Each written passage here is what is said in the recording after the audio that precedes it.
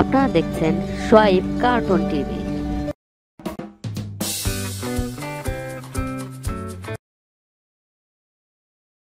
একবার এক শিয়াল বাঘের তাড়া খেয়ে ছুটতে ছুটতে এক চাষির বাড়ির সামনে এসে চাষিকে দেখে বলল, ভাই আমাকে একটু লুকানোর জায়গা দেবে? চাষি তার কুড়ে ঘরটা দেখিয়ে দিয়ে বলল, তুমি ওই ঘরটার ভিতরে ঢুকে পড়ো, কেউ বুঝতে পারবে না। আর যদি বাঘও আসে তাহলে আমি তাকে কিছুই বলবো না। তুমি নিরাপদে ওই ঘরটার ভিতর থাকতে পারো। শিয়াল চাষির কথা শুনে ঘরের ভিতর আশ্রয় নিল। কিছুক্ষণ পরেই বাঘ এসে চাষির বাড়ির সামনে হাজির হলো।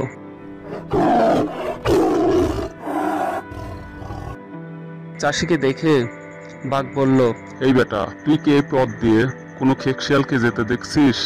চাষি উত্তরে বলল, কই না তো, আমি তো এই পথ দিয়ে কোনো শিয়ালকে যেতে দেখি নাই। আমি তো এই মাত্র এই পথে এসে দাঁড়িয়েছি। কিন্তু চাষি ইশারা করে ওই কুড়ে ঘরটা দেখিয়ে দিল। বাঘ অনেক বোকা ছিল, যে কারণে চাষির ইশারা সে বুঝতে পারল না। চাষির ইশারা বুঝতে না পেরে বাঘ শিয়ালকে খুঁজতে অন্যদিকে চলে গেল। বাঘ চলে গেলে শিয়াল চাষির সেই কুড়ে ঘর থেকে বের হয়ে কোনো কিছু না বলেই বনের দিকে চলে যাচ্ছিল। চাষি তখন শিয়ালকে ডেকে বলল, তুমি তো আচ্ছা বেঈমান, আমার জন্য তুমি প্রাণে বেঁচে গেলে।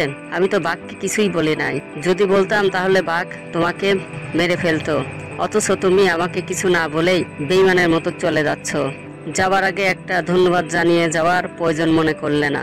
শিয়াল তখন বলল, আর মুখ নেড়ে কথা বলো না তুমি। তোমার মুখের কথার সঙ্গে কাজের কথার কোনো মিল নেই। আমি তো বুঝছি এবং দেখেছি তুমি বাঘকে ইশারা করে ওই করে ঘরটা দেখিয়েছিলে, কিন্তু বাঘ বোকা বলে বুঝতে না পেরে এখান থেকে চলে যায়। তাই আমি প্রাণে বেঁচে যাই। তোমার কথার সাথে কাজের কোনো মিল নেই। এই বলে শিয়াল চাষির কাছ থেকে জঙ্গলের দিকে চলে গেল। তো বন্ধুরা, এই গল্প থেকে তোমরা কি শিখলে? কাজেই মানুষের সত্যিকারের পরিচয় পাওয়া যায়।